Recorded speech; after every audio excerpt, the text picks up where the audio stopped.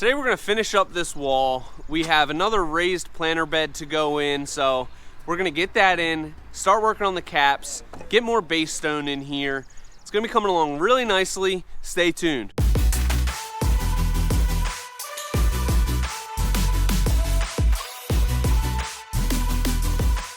We got our base about halfway filled up for this raised patio. So what we're doing, we're putting this Geogrid down that Pat's walking all over and kind of messing up.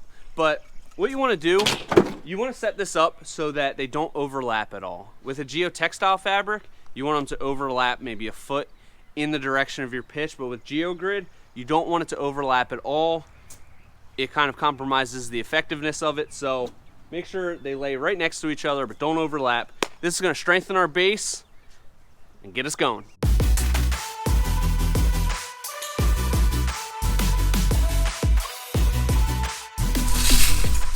Oh, hey, Pat. Hey, Sean, what's going on?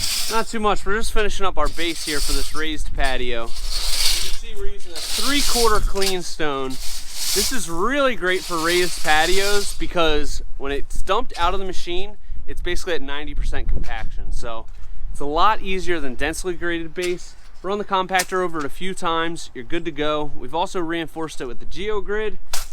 This is gonna be one strong base. So we got all of our base in. This raised patio is ready to go. We're putting on our coping now. We have this ledge stone from Unilock. What we're gonna do, we need a clean face on the back of this, so we're setting it. Then I'm gonna snap a line. We're gonna cut it with the saw, and then it'll be perfectly ready for our pavers. Hopefully we'll start those tomorrow, but on the agenda today, finish up all these walls, get the caps on, get it looking beautiful, and keep on moving. So I just told Pat about a new tool called the coping stretcher. He's out in the trailer looking for it. I told him it's about this big. It's got a clamp on one end and kind of like a hook. And we're gonna see how many times we can go get him to look for it. Pat, did you find it? It's probably looking really hard. Yeah, I know. Pat! Yes. Did you find it? I did not. I think it's on the top shelf next to the miter saw stand. It's like 2 feet long. He's looking for a tool. That's not real.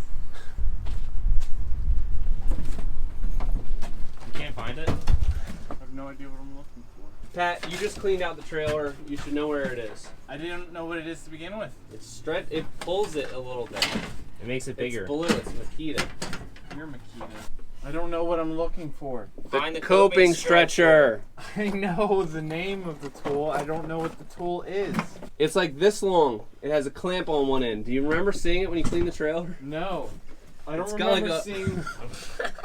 It's got like a hook on one end, a clamp on the other, and you apply heat to it, and it stretches the coping out. Did you find it? No.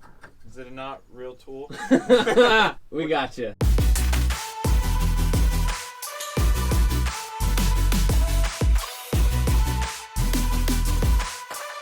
We got our base stone in here. We're ready to start laying this garden wall. This is going to intersect with the deck that's going to go over here. So what we had to figure out was get the exact height so that from the finished deck to the top of the wall, we have one full block showing and then the cap. You'll have to wait till the end to see if we execute this properly, but I think we got it.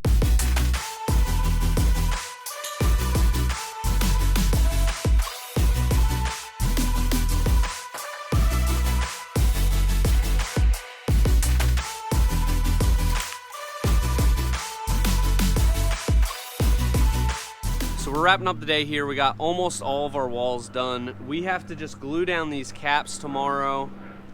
Couple more things, and then we can start prepping for our pavers. We might start getting some of those installed tomorrow. It's gonna be exciting. I can't wait. Stay tuned.